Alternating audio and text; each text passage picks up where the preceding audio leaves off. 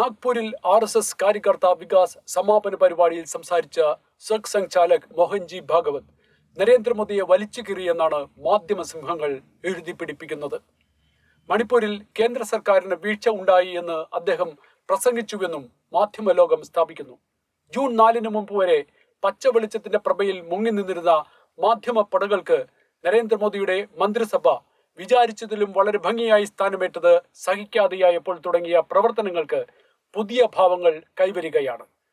അണിയറയിൽ അവർ നിർമ്മിക്കാൻ തുടങ്ങിയ കള്ളക്കഥകൾക്ക് ഓരോ ദിവസവും പുതിയ സസ്പെൻസുകൾ എഴുതി ചേർക്കുന്ന തിരക്കിലാണ് നിഷ്പക്ഷർ എന്ന് ജനം വെറുതെ കണക്കാക്കുന്ന ചില മാധ്യമ ലോബികൾ.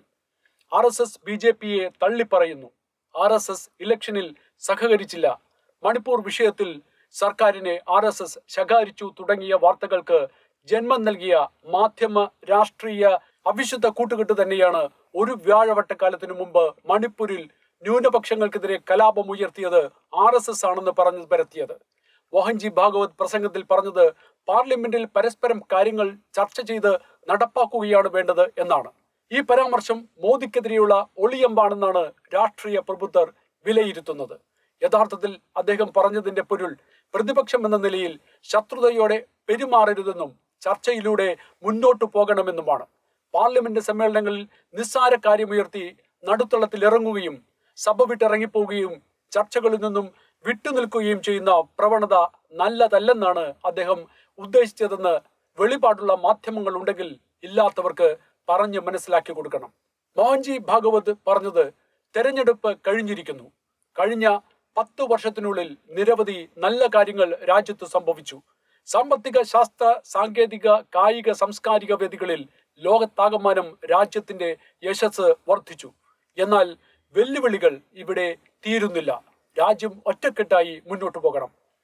അദ്ദേഹം രാജ്യം കൈവരിച്ച വളർച്ചയെയും ഇനിയും നമ്മൾ അഭിമുഖീകരിക്കേണ്ടി വരുന്ന വെല്ലുവിളികളെയും പ്രതിപാദിച്ചു. ഒരുമിച്ചിരുന്ന് ചർച്ചകൾ ചെയ്യേണ്ടതിന്റെ ആവശ്യവും ഉത്തരവാദിത്വവും പ്രതിപാദിച്ചത് ചർച്ചാവേളകളിൽ പാർലമെന്റിൽ നിന്നും ഇറങ്ങിയോടുന്ന രാഹുൽ ആൻഡ് കമ്പനികൾക്ക് എതിരെയാണെന്ന് മനസ്സിലാക്കാൻ പോലും പ്രതിപക്ഷത്തിന് കഴിഞ്ഞില്ല.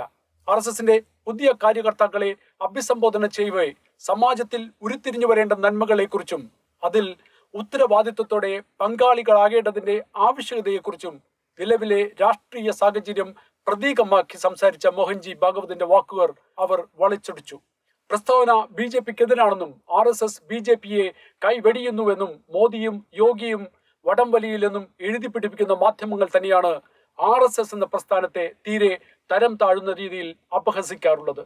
ഇപ്പോൾ BJPയെ അടിക്കാൻ RSSനെ വടിയാക്കാമെന്ന് അവർക്ക് തോന്നിക്കാണും. വിദ്യാഭ്യാസവും ടെക്നോളജിയും ദുരുപയോഗം ചെയ്യുന്നത് അപരാധമാണെന്ന് പറഞ്ഞ മോഹൻജി ഭാഗവത് തെരഞ്ഞെടുപ്പിൽ കള്ളപ്രചരണവും കള്ളവാഗ്ദാനവും അടിത്തട്ട് വരെ പ്രചരിപ്പിക്കുവാൻ ശാസ്ത്ര സാങ്കേതിക വിദ്യ ഉപയോഗിച്ചതിനെതിരെയാണ് വിമർശിച്ചത്. അല്ലാതെ അദ്ദേഹം BJPയെ നേരിട്ട് വിമർശിക്കുകയോ അല്ലെങ്കിൽ മോദിയെ വിമർശിക്കുകയോ ചെയ്തതല്ല. വളച്ചൊടിക്കുന്ന മാധ്യമങ്ങൾ ഇതാണ് സത്യത്തിൽ മനസ്സിലാക്കേണ്ടത്.